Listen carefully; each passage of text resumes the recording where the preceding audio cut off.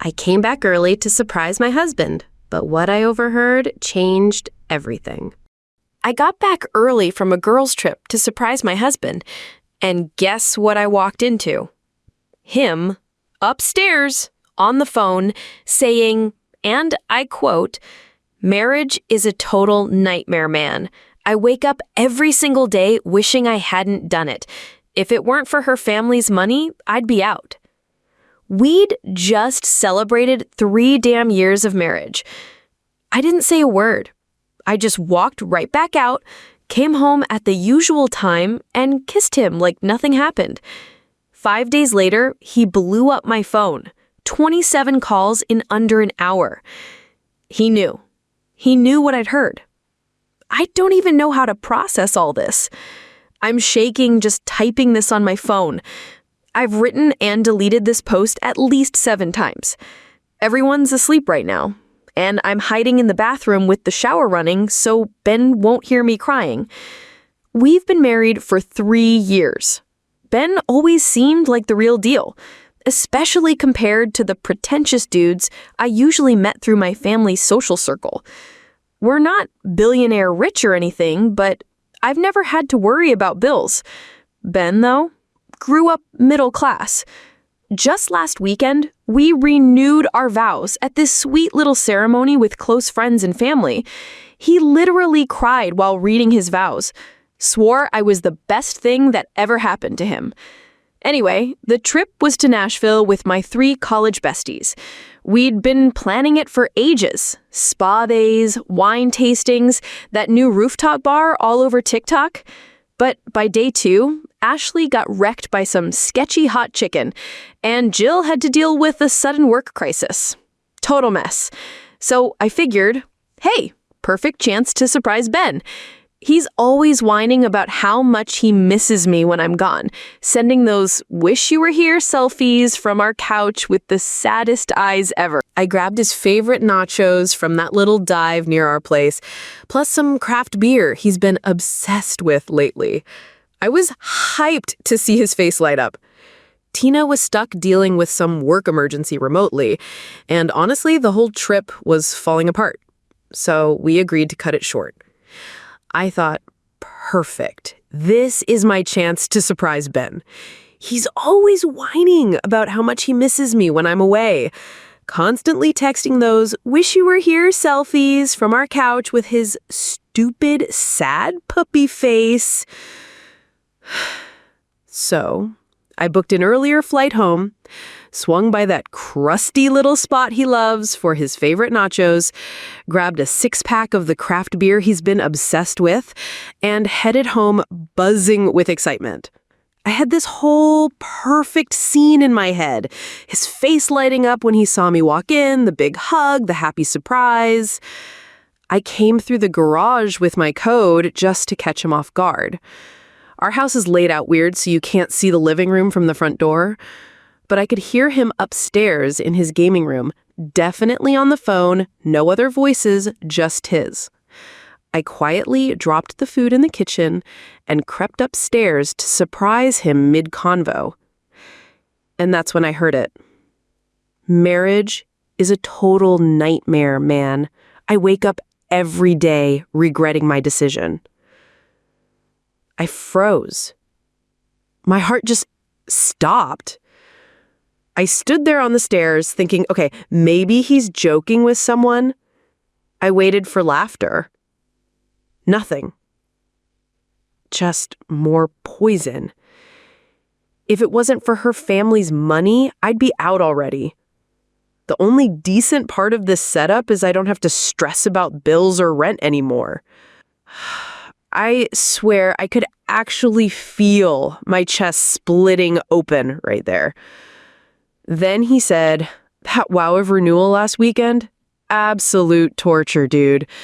Had to stand there pretending to be all romantic while her misty-eyed family watched me like I was Prince Charming.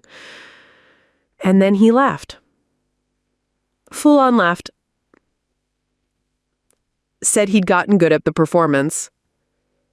Called it Oscar-worthy. He went on. But hey, small price for the lifestyle, right? Her dad's talking about bringing me into the family business next year. Once I'm in, I'll have options.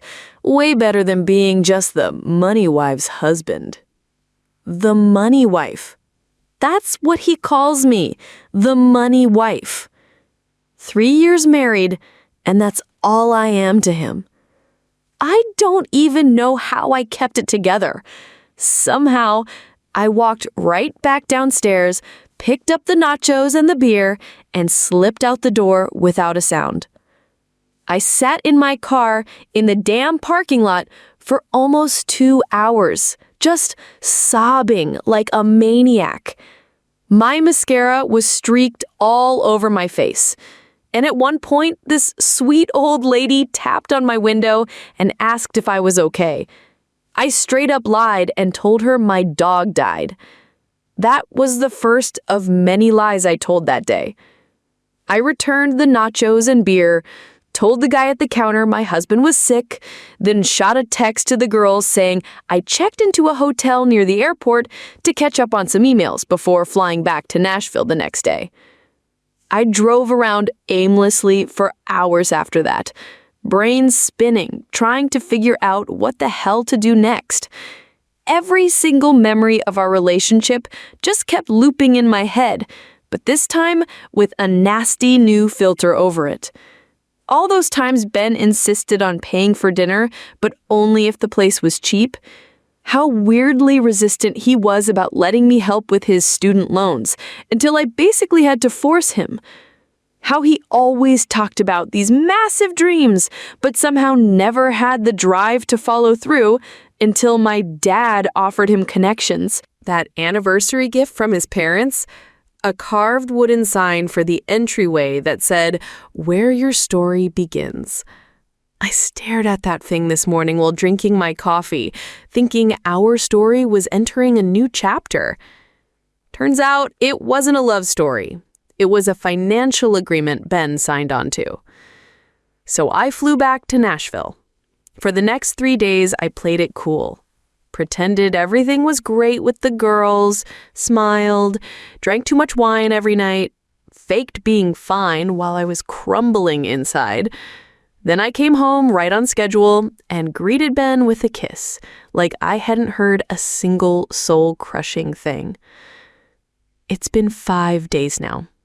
5 days of sleeping next to a man who wakes up every morning regretting me. 5 days of second-guessing every laugh, every look, every moment we've ever shared, wondering what was real and what was just part of his award-winning act. I've been watching our accounts lately, and turns out Ben's been making these sketchy little withdrawals. Nothing massive, just like $200 here, $300 there, always just low enough to fly under the radar, under that limit where we'd normally have to talk about it. So where the hell is that money going? Is he stashing it to make a clean break? Is there someone else? Jesus, what if there is someone else? Some other woman who knows I'm just the money wife and laughs behind my back with him. I haven't told anyone. Not my friends, definitely not my family. Especially not my dad. He adores Ben, always going on about how he's like the son he never had. It would crush him to know Ben only sees him as an open checkbook. But I've started playing the long game. Little changes. Small moves. Yesterday, I accidentally left open a browser tab with my private bank account, the one he doesn't know exists. This morning, I casually mentioned that my dad might be scaling back some of his business ventures because of the economy. I've been working late, being less cuddly, taking more private calls. The bathroom sink? It's been leaking forever. Ben kept saying he'd get to it this weekend. Last night, I just hired a plumber without telling him. When the guy showed up, Ben looked straight up confused. I just shrugged and said, "You seemed busy." The plumber charged $85 for a 10-minute fix, and I could practically hear Ben doing mental math, freaking out over the wasted money. That's when I knew. My plan's working. Ben's nervous.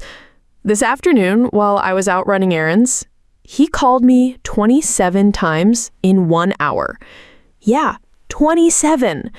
When I finally called him back, he sounded panicked, like full-on spiraling, asking if I was okay, if I was mad, if something happened to my family. I played it cool. Said my phone was in my purse while I was shopping at Target, told him everything was fine, then asked, why? Why would something be wrong?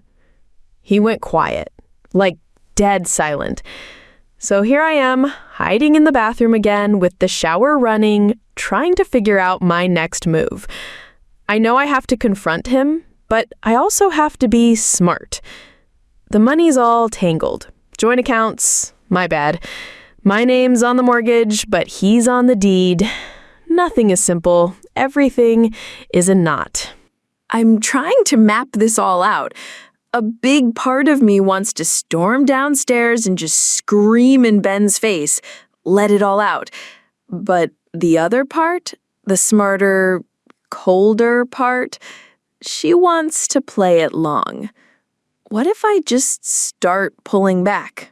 Emotionally, financially, while lining everything up behind the scenes? What if I let him think things are fine, right up until they're absolutely not? Honestly, that's exactly what I'm going to do. He lied to my face for 3 straight years. I can fake a few more weeks. Anyway, I need to wrap this up. The hot water's probably gone by now, and Ben will start wondering why I've been in the shower for almost an hour. So I'm about to walk out there, kiss my lying husband goodnight, and curl up next to him in bed like nothing's wrong, while mentally drafting my exit.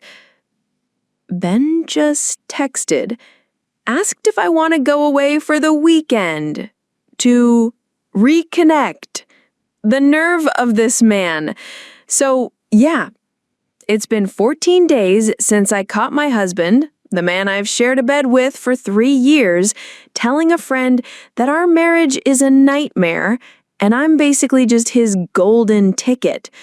14 days of waking up to someone who regrets waking up next to me. 14 days of putting on the most exhausting performance of my damn life.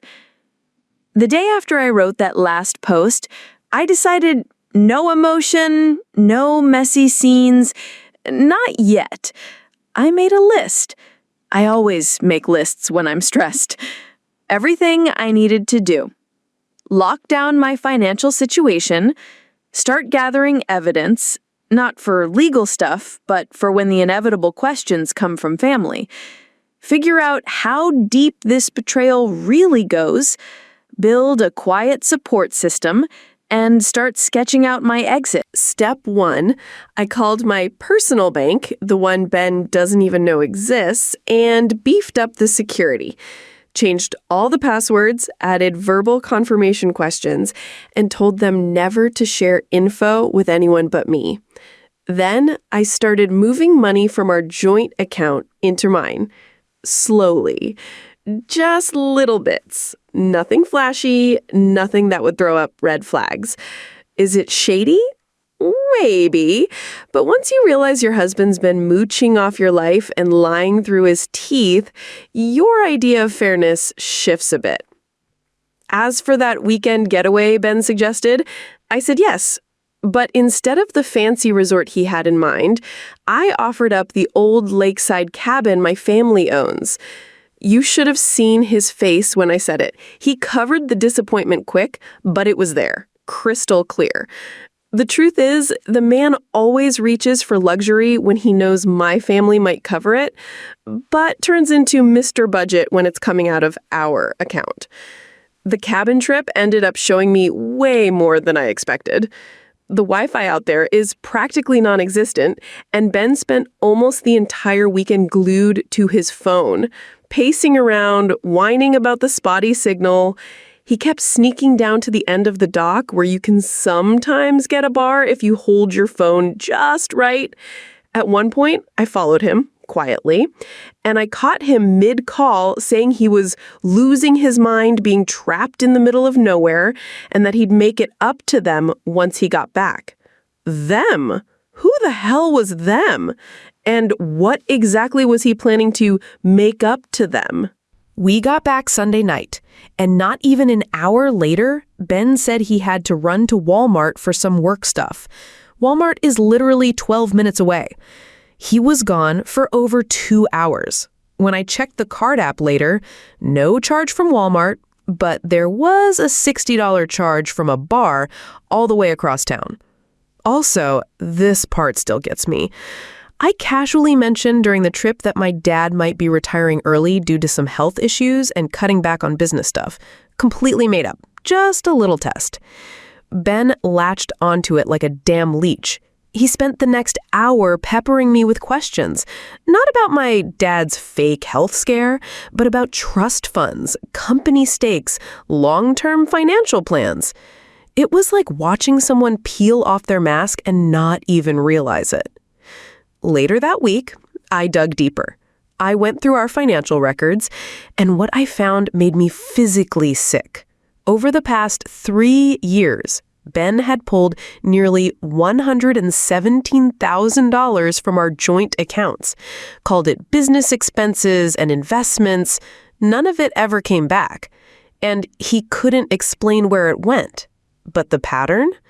Large withdrawals right before his trips back to his hometown. So now I'm wondering, has he been supporting someone else this whole time? And yeah, I did something I never thought I'd do. While he was at the gym, I went through his nightstand. That's when I found it. A burner phone. One of those prepaid ones from Target. Password protected, of course, but the genius had written the code on a sticky note stuck to the back. Classic Ben move. The phone only had one contact saved. D. Dozens of texts. Meeting up, exchanging money, talking about the plan, and how they just needed to stay the course. One message from 3 months ago literally said, "Just 2 more years and we're set." Set for what, Ben? I took pictures of everything.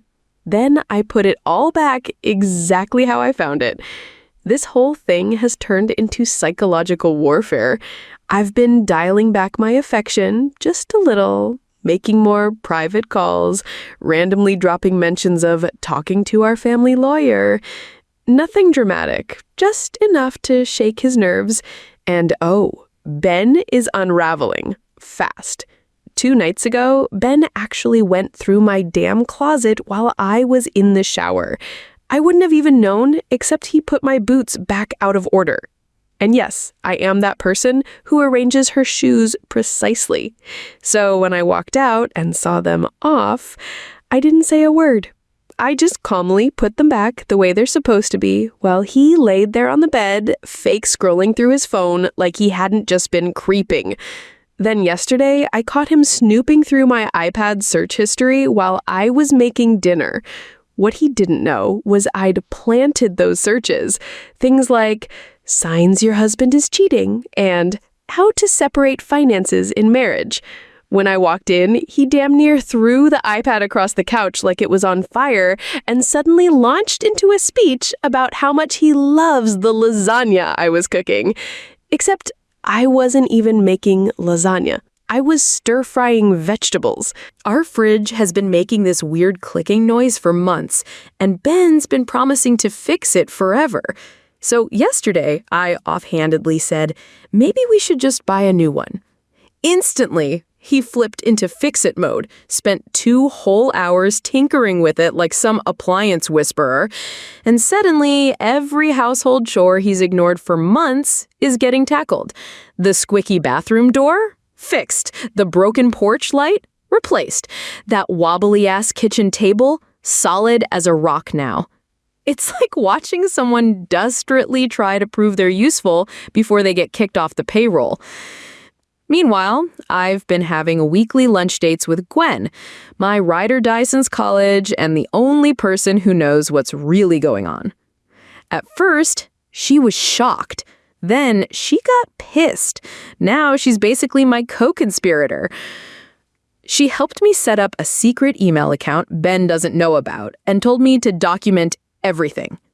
Last Wednesday, I was quote-unquote working late at a client meeting. Reality, I was in a Starbucks sipping an overpriced latte and scrolling through the Surviving Infidelity subreddit, taking mental notes. Then, out of nowhere, Ben showed up. With dinner! He's literally never done this in 3 years of marriage. Claimed he just missed me, but spent the entire meal low-key interrogating me about a phone call he overheard earlier with Gwen, where I'd said something about making big changes. The call was actually about repainting the guest bedroom, but he doesn't need to know that. And then came the infamous 27 missed calls. I finally figured out what set that off. That morning, I'd left some printed bank statements on my desk, our joint account, with a full list of his sketchy withdrawals from the past year. I didn't say a word about it, just left them sitting there. When I came home, they'd clearly been moved. He saw them, freaked out, and that's why he blew up my phone while I was in meetings. After the 27th call, I finally answered. I said, "Hey, what's the emergency?" My phone was on my desk during meetings. Ben was breathing like he'd just run a marathon. "No emergency," he said. "Just, is everything okay? With you? With us? You've been different since you got back from Nashville." "Different how?" I asked, playing dumb. "I don't know," he mumbled. "Just distant. You've been taking a lot of private calls. And you mentioned something about your dad rethinking his business stuff. I'm just worried about you." And there it was. The classic Ben move. Slipping in fake concern for me as a cover to dig for intel on my family's finances. I used to miss these little power plays. Not anymore. I told him, "Everything's fine, just busy with work. Why would anything be wrong?" The silence on the other end was so long I thought the call had dropped. Then he muttered, "No reason. I love you. That's all." I said, "I love you too." Biggest lie I've ever told. After I hung up, I sat in my car and cried for almost an hour. Not because I was heartbroken that the marriage was ending, but because I was grieving the relationship I thought I had. The Ben I fell in love with never really existed. He was a character, a performance, and I was just the bank account with a heartbeat. Last night, he came at me with another bright idea, suggested we do another vow renewal, this time so our parents who missed the last one could be part of it. I asked why now. We literally just did one 2 weeks ago. He fumbled through some nonsense about wanting to celebrate our love with everyone important to us. He's spiraling and trying to lock himself deeper into my family's good graces. I smiled and said, "Maybe next year." And the wave of relief that washed over his face, damn near comical. He has no idea I've already spoken to a lawyer. Not the one my family uses, but someone Gwen recommended, completely outside our circles. I've got an appointment next week to go over my options. I've already documented the financial inconsistencies. I moved all my critical documents and heirlooms out of the house under the excuse of doing a photo shoot for a friend's Instagram. Another lie. Whatever. He taught me well. Then this morning, something bizarre happened. I was getting ready for work when Ben came up behind me in the bathroom and wrapped his arms around me. And then he started crying. Real tears. Said he felt like he was losing me and didn't understand why. And for 1 second, a split second, I almost cracked. Almost called him out right then. But then I remembered that conversation. I remembered him laughing about his Oscar-worthy performance. So I just patted his arm, looked him in the eye, and said, "Everything's fine. Just busy at work." His tears? Yeah, those dried up real fast the second I mentioned I might have to postpone our trip to New York next month. You know, the one where we were supposed to stay at that 5-star hotel his influencer friend keeps raving about. Funny how his little emotional breakdown vanished the second a luxury experience was on the line. Poof, gone. The confrontation's coming. I can feel it. But I'm not quite there yet. I want him to sit in it a little longer. Squirm, panic, feel the floor shifting under him without knowing why. I want him to feel even a shred of the uncertainty and betrayal I've been drowning in. Is that petty? Maybe. But when someone nukes your entire sense of reality, I think a little pettiness is more than fair. And for everyone asking, no, we don't have kids. Thank God. Ben always had one more thing he wanted to accomplish before starting a family. And now it's obvious he meant establishing himself enough to walk away with half of what's mine. Then just texted asking if we could have dinner at my parents' house this weekend. Says he misses them. Oh, I bet he does. It's been nearly a month since everything started unraveling. And believe me, so much has gone down since then. First off, thank you to everyone who reached out. Even the ones who questioned my approach. Trust me, I've questioned myself more times than I can count. But picking up where we left off. After discovering Ben had been secretly draining money from our accounts and sticking around only for access to my family's wealth and connections, I spent weeks playing it cool while quietly preparing my exit plan. I wanted to confront him once I had every piece in place. But life had other plans. That dinner he was so eager to have at my parents' house, we went last weekend. And wow, eye-opening. Ben was in full charm mode, complimenting my mom's new curtains, laughing at my dad's golf stories, even helping my sister set up her Sonos system. To an outsider, he was the picture-perfect son-in-law. But now that I knew what to look for, I could see the calculation behind every single smile.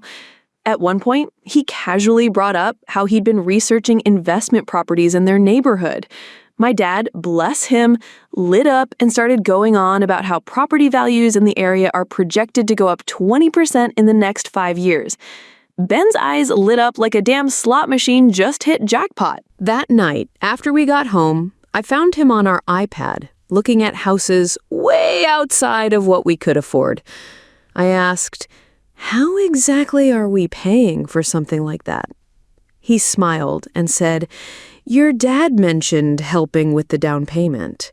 My dad had said no such thing. The next morning, I had my meeting with the lawyer Gwen recommended. She was incredible, blunt, smart, and didn't sugarcoat anything. She walked me through exactly what I'm entitled to and what Ben might try to pull.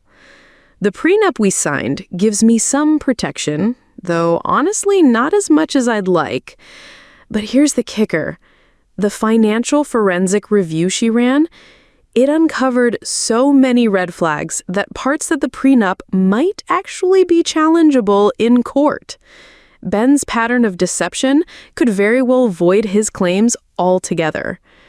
While I was in that meeting, Ben was apparently having a full-blown meltdown at home. That morning, I'd left my laptop open on purpose with a browser tab showing flights to my cousin's place in California. Just a little breadcrumb from my exit plan. When I got home later that night, Ben had pulled out all the stops.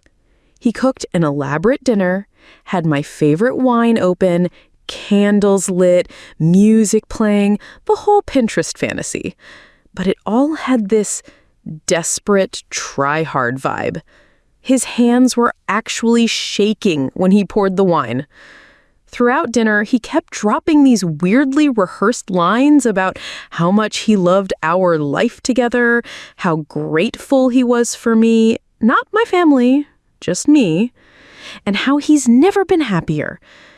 It was like watching someone recite lines from a script they hadn't practiced enough. And then, boom, the real kicker. He looked me straight in the eye and suggested we start trying for a baby right now.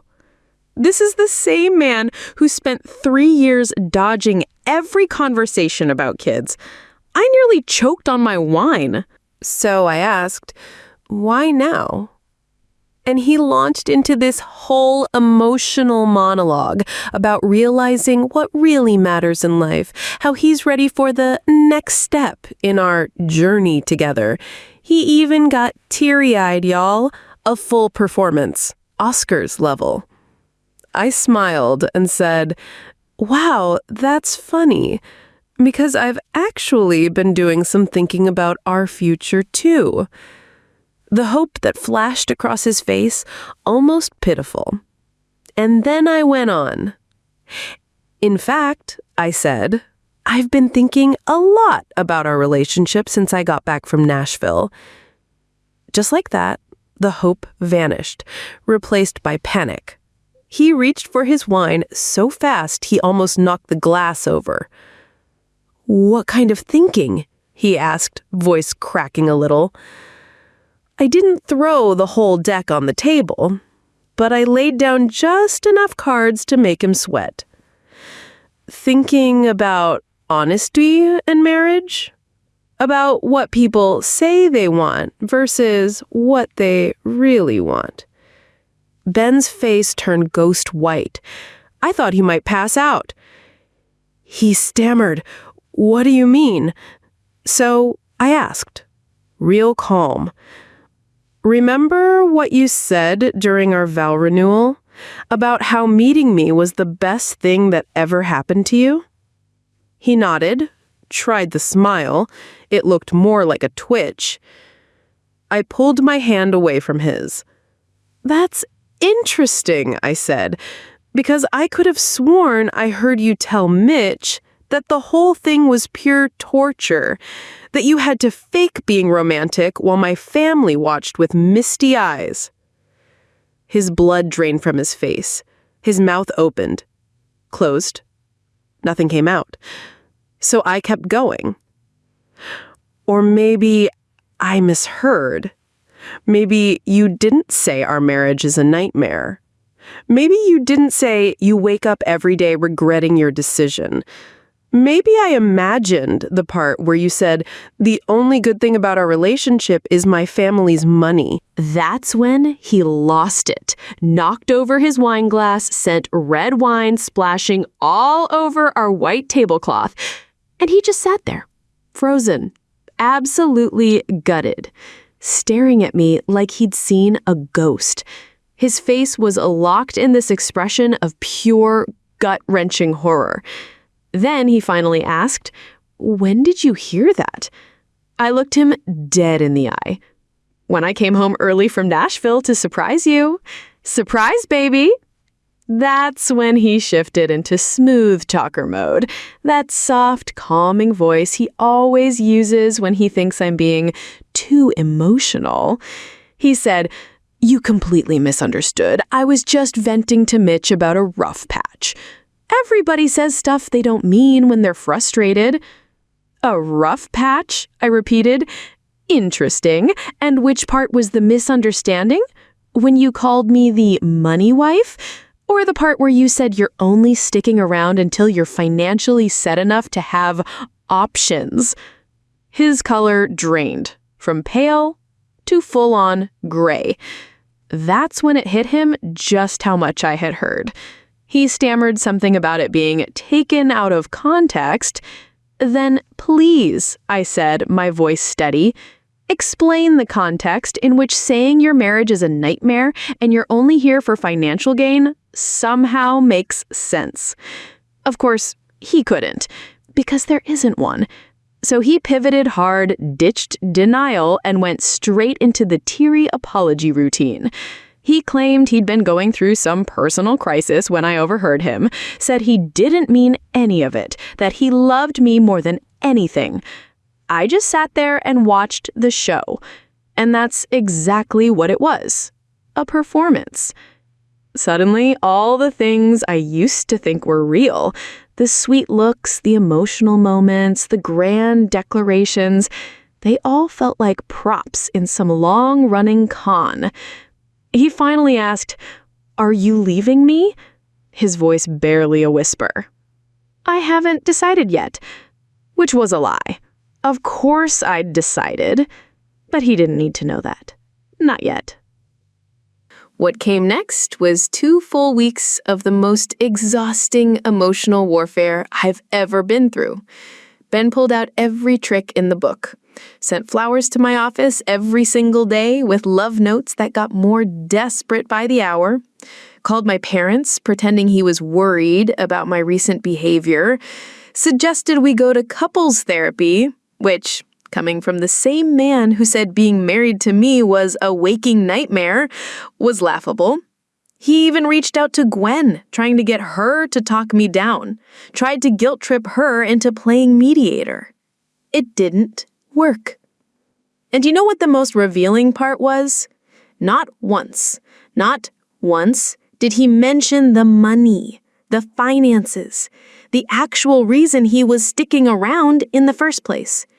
It was like he knew that saying anything about it would give himself away even more, so he tiptoed around it, pretending like that part didn't exist. Meanwhile, I kept working the plan. I moved the rest of our money out of the joint accounts and into my private ones, quietly, cleanly. No alerts, no red flags. Just removing the oxygen from his little illusion of security, one breath at a time. I met with my family's financial advisor to lock everything down, made sure Ben can't touch a single cent of any family asset, trust, or fund.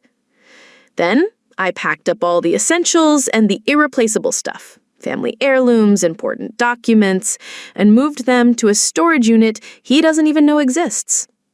And then came the hardest part. I sat my parents down and told them the truth. My dad, who's always treated Ben like the son he never had, and my mom, who adored him because she thought he made me happy, telling them that their beloved son-in-law was a liar, a leech who had been using all of us the entire time. It damn near broke them. My dad wanted to confront him right then and there, but I begged them to wait. "Just a little longer," I said. "Let me finish this my way." 3 days ago, the dishwasher broke down. Perfect timing. Normally, Ben complains about spending money on repairs, but this time, he jumped at the chance, said he'd call someone immediately. I casually suggested we just buy a new one, and he agreed. Didn't even ask what it might cost. He's in full crisis mode, trying to pretend like he's suddenly chill about money. Last night, we went to a dinner party at Ashley's new place. Ben used to complain that she was too much, too loud, too blunt, too in your face. But last night, he couldn't get enough of her, laughing at every joke, hyping up her TikTok dance videos, the same ones he used to mock her for posting at her age. Midway through dinner, her boyfriend Flynn, who doesn't know any of this mess, brought up a news story about a guy who scammed his rich wife for years. Everyone laughed about how dumb the guy was to think he'd get away with it. Everyone except Ben, who suddenly got real interested in his mashed potatoes. When Flynn asked him what he thought, Ben mumbled something like, "Not all relationships are what they seem on the surface." The whole table went quiet. I felt Ashley shoot me a confused look, but I just smiled and asked her to pass the salt. On the way home, Ben was weirdly quiet. When we pulled into the garage, he turned to me with this pitiful look on his face and asked, "Is everything really okay between us?" I stared him dead in the face. "I don't know what you mean," I said. He said things had felt off lately, like something was seriously wrong. I didn't blink. Maybe you should check your conscience if you feel like something is wrong. He flinched like I'd smacked him across the face. And this morning, I caught him going through our wedding album. He hasn't touched it in years. Said he was feeling nostalgic, but the panic in his eyes told a different story. He's scrambling, trying to piece together how much I know, what I'm planning, and how close the end really is. He thinks the meeting I scheduled with my parents and our advisor tomorrow is about some routine trust paperwork. What he doesn't know is that it's to officially cut him off from every single account and to lay the legal groundwork for our divorce. I've already warned my parents. Keep it cool. Act like everything's normal until after the meeting. I'm not even mad anymore. Just drained. Drained from the lies, the fake smiles, the exhausting game of pretending I don't know that this whole marriage has been nothing but a transaction to him. A 3-year performance where I was the paycheck and he was the con man. Tonight, Ben hit me with another Hail Mary. He suggested we take a second honeymoon to reconnect. He pulled out his phone and started showing me pictures of some outrageously expensive resort in Bali. Infinity pools, private beaches, couples massages. The old me might have cried tears of joy. The new me just sat there wondering how much of my family's money he was planning to throw at this last-ditch scam. I smiled and told him it sounded amazing, then added, "Let's talk about it after the meeting with my parents tomorrow." The relief that washed over his face, immediate. He really thinks he still has time. He doesn't know that by 11 a.m. tomorrow, his entire illusion will come crashing down. He doesn't realize the train he's been riding is about to slam into reverse, full speed. Ben just texted me. He wants to treat me to sushi tonight. One last romantic gesture before the big financial talk. If only he knew. The meeting went exactly as I planned. And the look on Ben's face when it all unraveled, I'll carry that moment with me forever. We all sat down in my dad's home office, me, Ben, my parents, and Mr. Keene, our longtime family financial advisor. Ben was all smiles, probably thinking he was about to lock down his spot in the family empire. Thought he was going to charm his way into some kind of trust fund bonus round. My dad opened by calmly asking, "Ben, is there anything you'd like to tell us before we get started?" Ben blinked. "No, everything's great," he said, smiling like a damn cartoon villain. Dad nodded, then pulled out a folder. Inside, printouts of Ben's secret withdrawals, screenshots of texts to D about their long-term plan, and the crown jewel, a transcript of the phone call I overheard where he called our marriage a nightmare and said the only good thing about it was not having to pay rent. Ben's face, you guys, it was like watching a man's soul leave his body in real time. Confusion, panic, horror, calculation, 10 seconds flat. He scrambled to explain, said it was all a misunderstanding, that he'd been going through a rough patch, that he didn't mean it. My mom, who had been holding her tongue since the second we sat down, finally let loose. She called him a gold-digging parasite, told him she'd never been more ashamed of how easily she was fooled. And when Ben tried to play the "we've always had such a special bond" card, she cut him down without blinking. "Which version of you is the real one?" she asked. "The man who cried during his vows, or the one who laughed behind our backs about how convincing they were?" Ben's face, you guys, It was like watching a man's soul leave his body in real time. Confusion, panic, horror, calculation, 10 seconds flat. He scrambled to explain, said it was all a misunderstanding, that he'd been going through a rough patch, that he didn't mean it. The meeting wrapped, with Mr. Keene calmly explaining that Ben had been formally removed from all family accounts, trusts, and business interests. Then my dad, with absolutely zero hesitation, told Ben that divorce papers would be delivered that afternoon, and he had 24 hours to gather his belongings and get out of the house. Ben's last-ditch move? He turned to me with tears in his eyes. Real, dramatic tears because, of course, he had one final scene in him. He asked, "Are you really going to throw away 3 years of marriage over one stupid conversation?" I looked him dead in the eye and said, "I'm not throwing away anything. You did that the moment you decided I was just a walking bank account."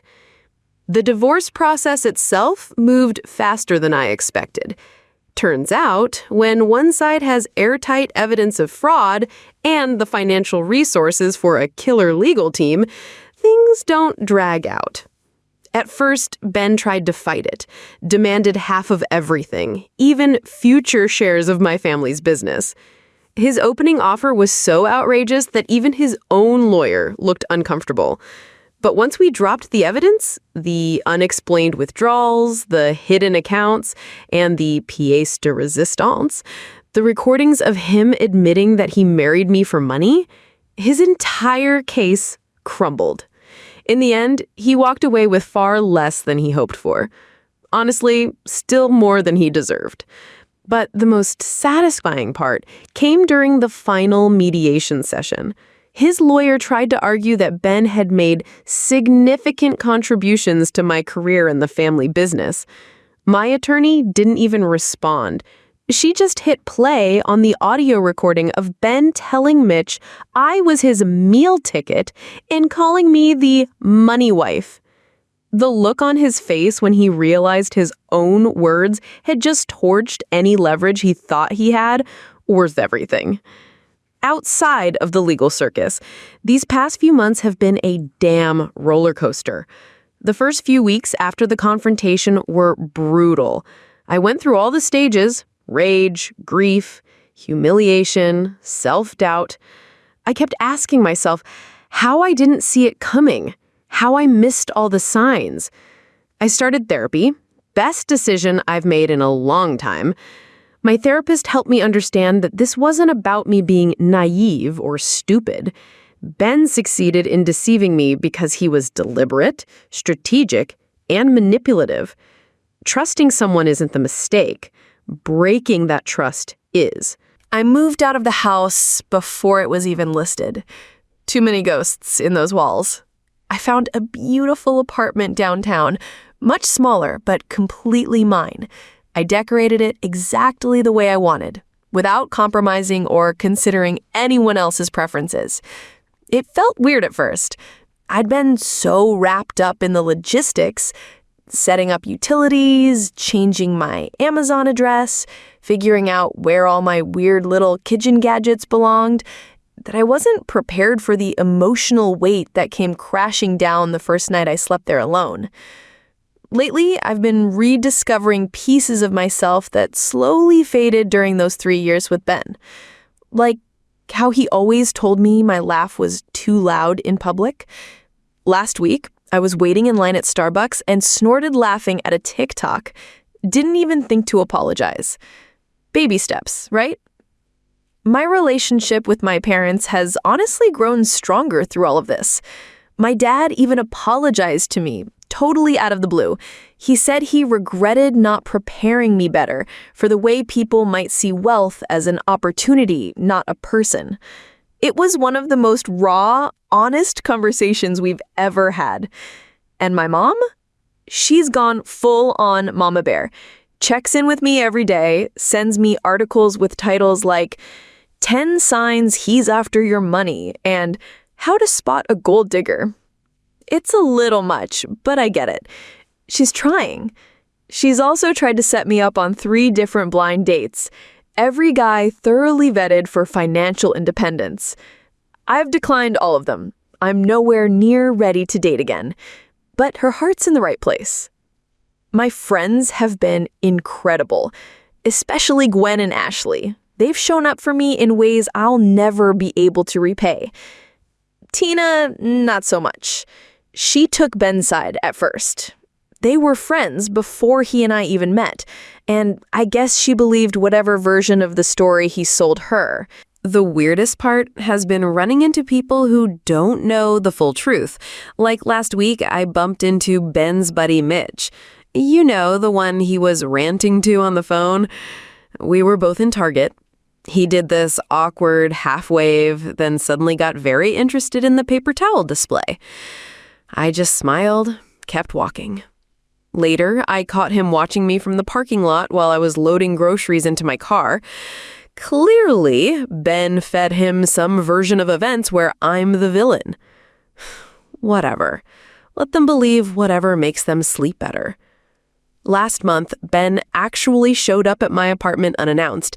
Said he wanted to talk. Said he needed to explain. I told him he had 3 years to be honest, and I wasn't interested in whatever story he was peddling now. He tried to hand me a letter. I refused. He left it in my mailbox anyway. I almost burned it without reading it, but curiosity got the better of me.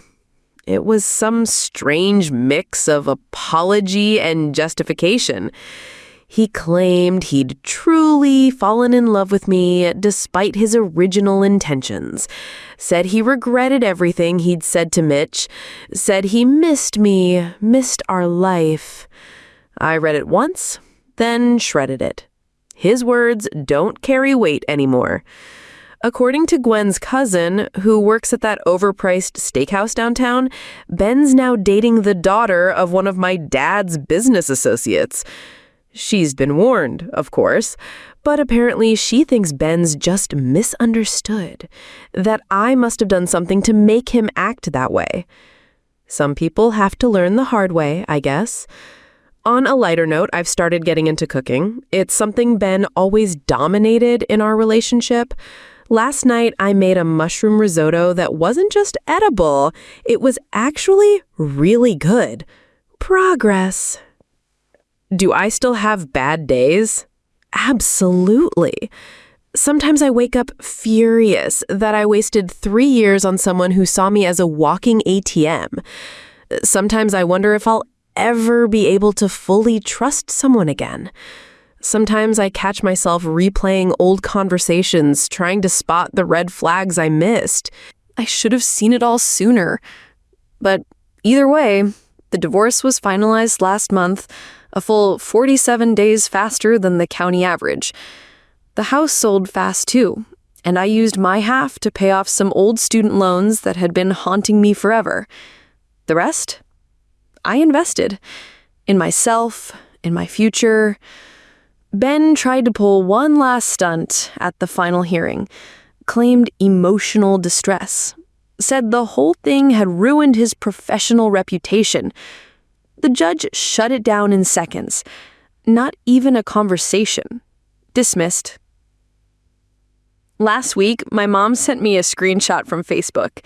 It was Ben grinning for the camera at some bougie charity gala with his new girlfriend on his arm. And you know what?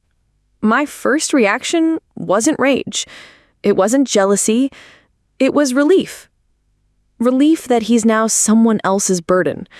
Relief that I'll never again have to second-guess every smile, every compliment, every touch, wondering if it's real or just part of another long con to dig deeper into my family's fortune. The money wife is gone. Long live just plain Emily. Oh, and that burner phone I found, the one with the mystery contact D, turns out D stands for Denise, Ben's ex-girlfriend from college. She conveniently reappeared 6 months after our wedding, and apparently they never stopped talking. Not once. While I was busy building a life with him, He was secretly wiring her money and feeding her promises about our future together. She sent me screenshots, dozens of them, including one where he told her that our vow renewal ceremony was the last hurdle before they could move into phase 2. I didn't even get angry reading it.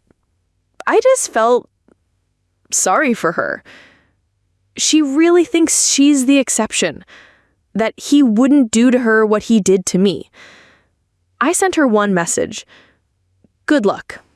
You'll need it. Finally, I'm still in touch with Ben's family. His parents actually did reach out after everything came out. They were horrified, said they had no idea. They apologized, genuinely. We exchange holiday cards now, but that's it. Just enough to stay polite. Some connections aren't worth salvaging.